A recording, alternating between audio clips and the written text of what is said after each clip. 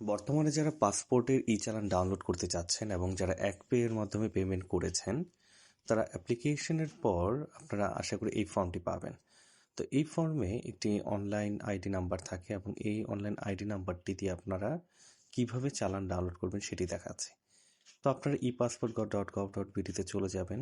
এখানে click here ৩টি option আছে, প্রথমটিতে ক্লিক করবেন। করার পর যেই বক্সটি আসবে, আপনারা যেই অ্যাপ্লিকেশন করেছেন ওই অ্যাপ্লিকেশনে পাসপোর্ট অ্যাপ্লিকেশন নাম্বারটি এখানে পেস্ট করবেন।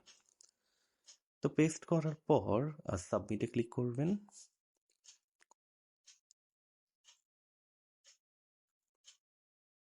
এবং আমরা একটু ওয়েট করি, আমাদের একপের মাধ্যমে পেমেন্ট স্লিপটি চলে আসবে।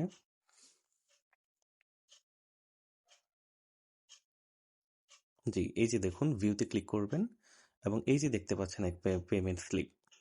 তো এটি ডাউনলোড করে ফেলবেন। ডাউনলোড আমরা ক্লিক করেছি।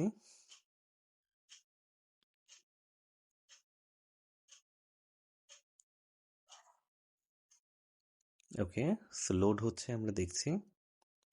ওকে, সো লোড হচ্ছে, আসছে না। তো যাই হোক, আমরা এই আগের ড্যাশবোর্ডে চলে এসেছি। তো এখানে দেখেন ভ্যাট চালান নাম্বার, আপনার এই ভ্যাট চালান নাম্বারটি কপি করবেন।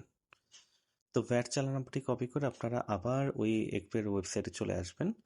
এই যে এখানে দেখেন ভেরিফাই চালান, ক্লিক করবেন। এখানে দেখেন নিচে অর অপশনের পর যে চালান, এখানে ভ্যাট চালানটি পেস্ট করবেন এবং করার পর এই যে ডেট আছে, ডেটটি আপনারা দিয়ে দিবেন। এখানে ডেট আমি এই গত 25শে ডিসেম্বর পেমেন্ট করেছি, তাই 25শে ডিসেম্বর সিলেক্ট করে দিলাম।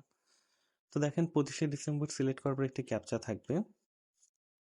তো রিলোড করে নিলাম, যেহেতু প্রবলেম করছে। যাই হোক, তো ভ্যাট চালান নাম্বারটি পেস্ট করলাম আবার এবং ডেট 25 তারিখ দিলাম এবং ক্যাপচাটি যোগ করে বসিয়ে দিলাম। তো সার্চে ক্লিক করলাম এবং একটু ওয়েট করতে হবে এখন এক্ষেত্রে। তো আমরা ওয়েট করছি।